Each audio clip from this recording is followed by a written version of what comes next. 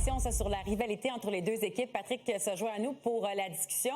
Les gars, une rivalité entre deux équipes, comme mentionné certains joueurs, il y a des soirées qu'on affronte une équipe, c'est une soirée comme une autre. Exactement. Mais d'affronter des rivaux comme les Sénateurs, Pat, ça ajoute quelque chose à une soirée. Oui, bien d'abord, belle entrevue de Félix, là, de faire cracher Jacky, de dire qu'on ne les aime pas du tout. Ouais. Ça en dit beaucoup de la part d'un joueur qui va ouvertement, qui n'a pas peur de le dire.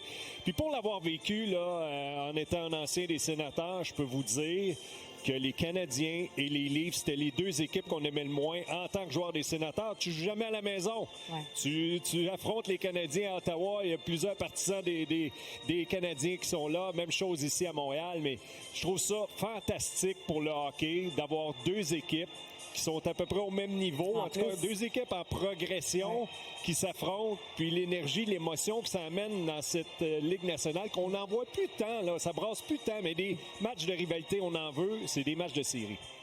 C'est surtout deux équipes qui sont au même niveau de leur progression, tu le disais, Patrick, mais ça prend ça pour une rivalité. Si tu avais une équipe qui dominait tout le temps, dans chaque affrontement, il n'y en aurait pas de rivalité, ça serait à sens unique.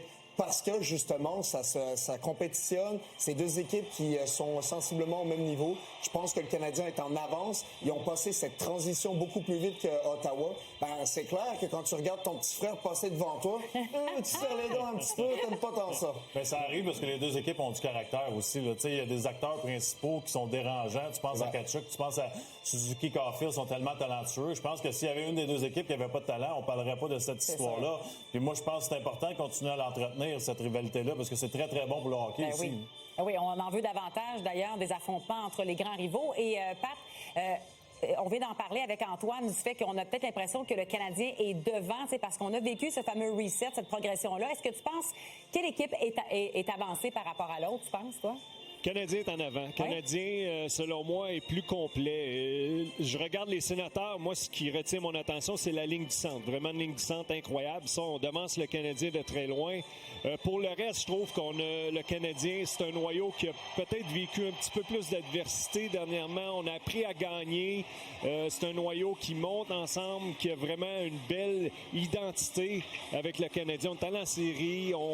Je trouve qu'on progresse très, très bien. Puis on a ajouté des éléments importants. Là, tu regardes les Sénateurs, je pense qu'il manque encore des éléments d'importance à cette formation, mais c'est une rivalité incroyable. Ouais. Moi, je regarde ça du côté défensif. Tu sais, les Sénateurs d'Ottawa sont rendus à une place dans leur développement. Tu peux pas être 31e dans la Ligue nationale de hockey en désavantage numérique puis 28e pour les buts accordés. Ça, c'est un signe d'immaturité, selon moi. Puis je trouve que c'est ça la différence, c'est l'attitude. Je trouve qu'on a beaucoup plus de maturité du côté du Canadien. Et en particulier, Nick Suzuki, je trouve qu'il représente bien c'est quoi le Canadien, une équipe qui est stable, qui contrôle ses émotions.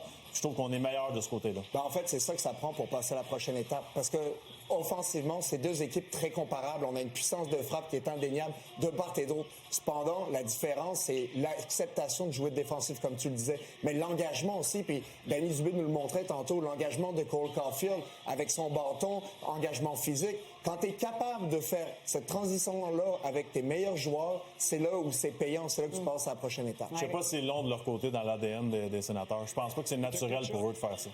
Tkachuk, je pense qu'il fait tout sur la patinoire. On se questionne un petit peu encore sur Stützle. Est-ce que Stützle est capable d'amener ça à un autre niveau? Offensivement, très, très bon. Payer le prix, jouer bien défensivement. C'est là que le match de hockey se gagne. Puis c'est là où les Sens devront s'améliorer.